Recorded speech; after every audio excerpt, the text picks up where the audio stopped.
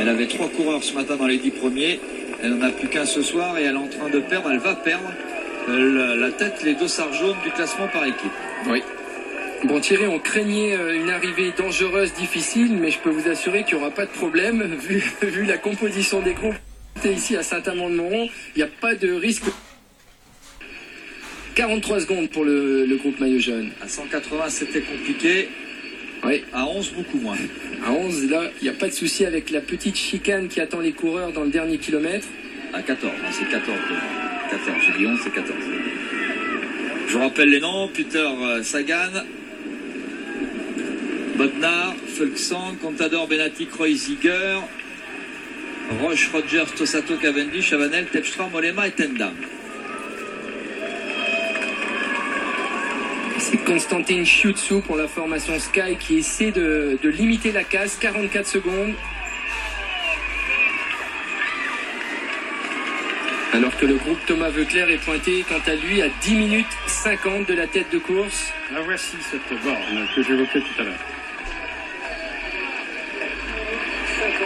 Vous avez fait les délais quand même? Il y a 5% sur ce genre d'état, 5%, ça fait un peu plus de 15 minutes, donc ça va, pas de souci. Enfin, fallait pas trop jouer quand même. Non, faut pas jouer, mais là nous nous approchons rapidement de l'arrivée. Et Alberto qui demande à ce qu'on prenne des relais, mais bon, on est moins enclin à prendre les relais du côté de l'équipe Omega Pharma parce qu'on s'est organisé avec Tepstra Chavanel. Chavanel va servir de poisson pilote à Mark Cavendish parce que l'objectif de l'équipe Omega Pharma, bah oui, c'est de remporter l'étape aujourd'hui. Alors on s'est débarrassé de Kittel, on s'est débarrassé de Greppel. Bah, il reste Sagan, il reste Peter Sagan. Ouh, c'est fini pour Chiuzzu, il me semble.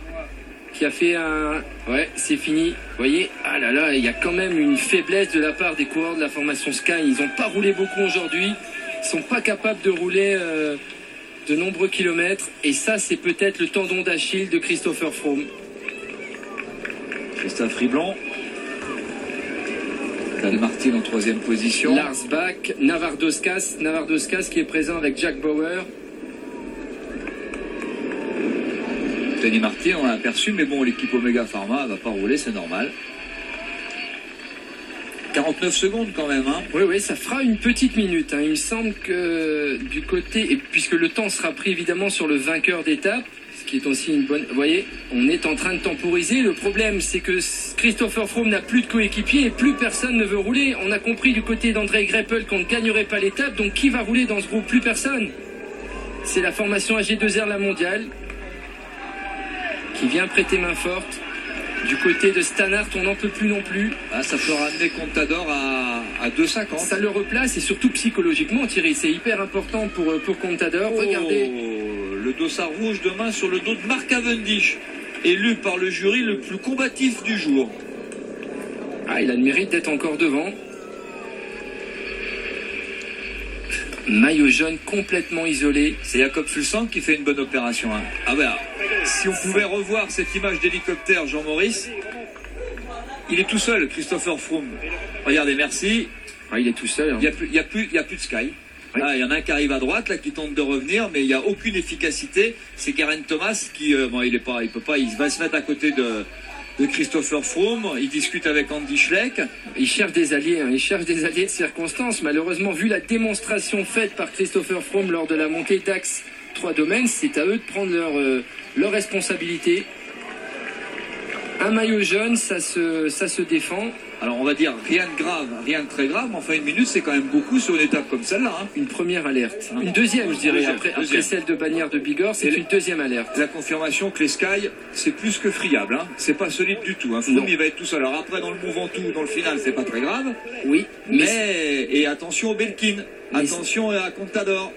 Mais c'est aussi pour les concurrents de Christopher Froome la preuve qu'il ne faut pas forcément attendre le pied des dernières difficultés pour l'attaquer. Il ne faut pas hésiter de partir de loin pour l'isoler.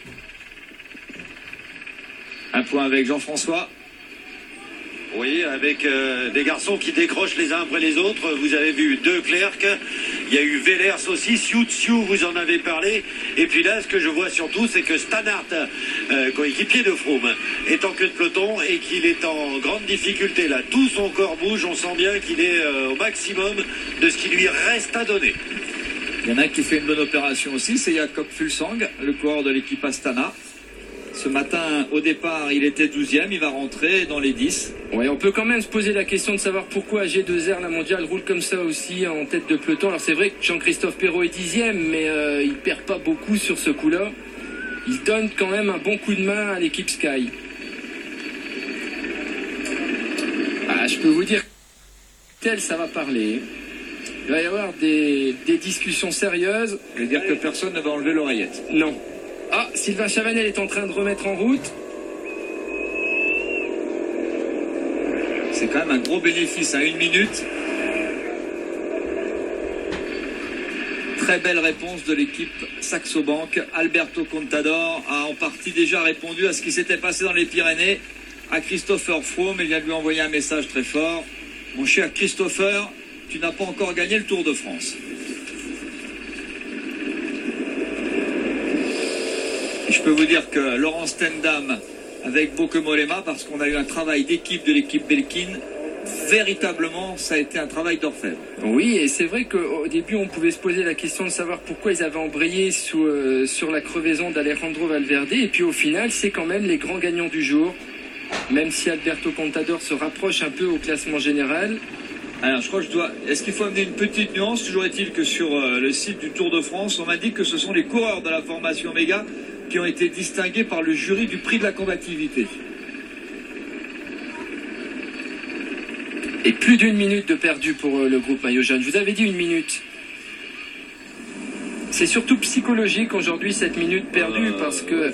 c'est quand même beaucoup 1 minute pour un maillot jaune, sur une étape comme celle-là. Oui, mais je pense que Christopher Froome, c'est plus du côté du Ventoux, de l'Alpe d'Huez, du Semnoz que les choses vont se produire. Arthur Vichot pour emmener le peloton. Alors là, faut m'expliquer. Enfin, on a vu que Guérin Thomas cherchait à embaucher, donc il a embauché un peu de court instant Arthur Vichot, parce qu'il n'y a pas trop d'intérêt là dans l'équipe de la FDJ. Oui, et vous avez vu ce geste des 2 coureurs de la formation Belkin qui se tapaient dans la main, l'air de dire on a réussi un bon coup aujourd'hui. Alors, vous m'avez dit combien les délais? 15 minutes à peu près, je vais les recalculer parce que ils sont à 12,40. Oui, mais ça fera 15 minutes, ça doit être bon. Un peu plus de 15 minutes les délais. Faut pas jouer trop quand même. Non. Non mais regardez, cette portion est protégée du vent, donc les écarts seront moins importants. Alors cette fois, c'est la formation FDJ.fr et AG2R La Mondiale qui viennent toutes les deux sauver le maillot jaune. Aider le maillot jaune, tout du moins. Oui, pas le sauver, mais c'est un peu ça. On va dire que c'est une petite alliance entre équipes françaises. Ou alors c'est sauver Jean-Christophe Perrault. Ou alors c'est aussi peut-être le fait que du côté des directeurs sportifs, on n'est pas content que ces coureurs se soient trouvés derrière au moment où les choses ont embrayé. Donc c'est peut-être entre guillemets une petite punition. Ça peut aussi arriver. Ça peut arriver. Une bonne opération pour le maillot vert. Peter Sagan dans le classement par points, même si Mark Cavendish est là. Maintenant, on va se concentrer sur la victoire d'étape. C'est pas l'objectif des Saxos. Eux vont continuer à rouler jusqu'au dernier mètre. Après, ils laisseront sans doute, j'imagine, Cavendish et Sagan s'expliquer. Je suis pas sûr que, parce que là, l'objectif de tous ceux qui sont là, quasiment à 80%, c'est le classement général. 1,06, chaque seconde compte.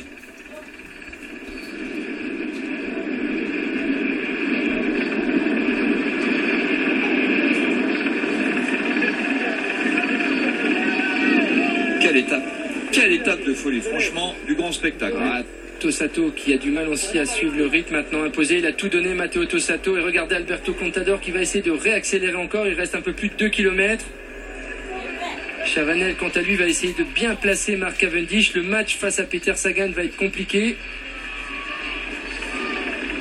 Alors c'est Bodnar qui va essayer de bien placer Peter Sagan qui va avoir dans sa roue Mark Cavendish. Ah oui, marquage à la culotte pour les 2 sprinteurs. Il y a un S qui est quand même assez compliqué, mais bon, ça va pas. Je parle pas pour les chutes, mais faut pas avoir une mauvaise trajectoire. Vamos, qui dit, vous l'entendez? Et Nicolas Roche qui reprend le manche. Oh, le contre-la-montre par équipe, c'est quelque chose. Oh, les Saxos là. Au niveau de l'équipe, il n'y a pas photo aujourd'hui entre les Cailles et les Saxos. Chapeau. Alors là, franchement, chapeau, parce qu'il y a eu Omega Pharma qui a éliminé Kittel. On pensait déjà à la victoire de Cavendish au sprint, ça a peut-être marché. Et Terpstra va faire le kilomètre. Regardez, il va essayer de sortir Niki Terpstra. pour essayer de désorganiser justement, parce que Cavendish n'est peut-être pas sûr de lui.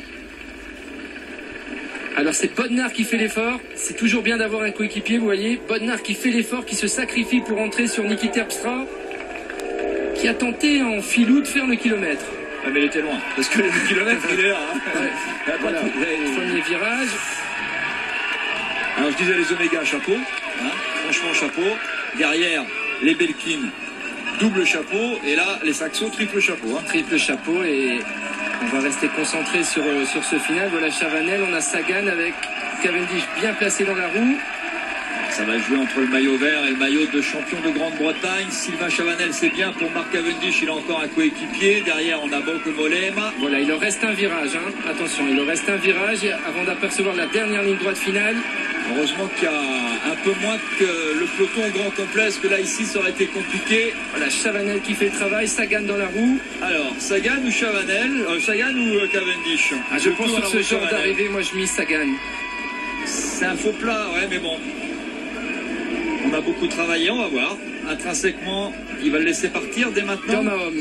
Il lui a ouvert la porte, il a pris la porte, mais Cavendish, non. Cavendish plus puissant. Tranquillement, la deuxième victoire de Mark Cavendish. La réponse de Mark Cavendish aujourd'hui, 25e victoire pour le Britannique sur le Tour de France. Il vient conclure le travail commencé quasiment à 100 km de l'arrivée par l'équipe Omega Pharma Quick-Step qui s'impose ici grâce à son champion britannique, grâce à Mark Cavendish. Deuxième victoire d'étape, lui qui s'était déjà imposé lors de l'arrivée à Marseille. Et c'est la troisième victoire pour un coureur britannique, 2 pour Cavendish et une victoire pour Christopher Froome. C'était samedi, tout sourire, le maillot jaune du Tour de France. Maillot jaune depuis samedi qui n'a plus de coéquipier, heureusement que les Garmin roulent. Et l'écart va quand même regarder la perte aujourd'hui pour Christopher Froome sur Alberto Contador. Plus d'une minute de perdu. Alors William Bonnet va essayer de faire le sprint. André Greipel.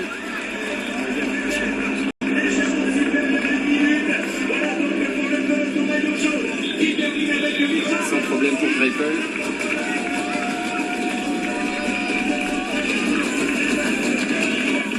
Et donc 1,08 de perdu.